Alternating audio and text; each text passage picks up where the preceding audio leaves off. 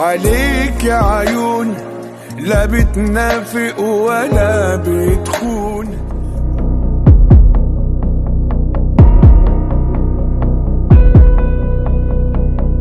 اكتر حاجة بتضحك في البيت ايه؟ كوميديين. واحد ماشي ينقط. ليه؟ اسمه حنفي. واحد اسمه فادي،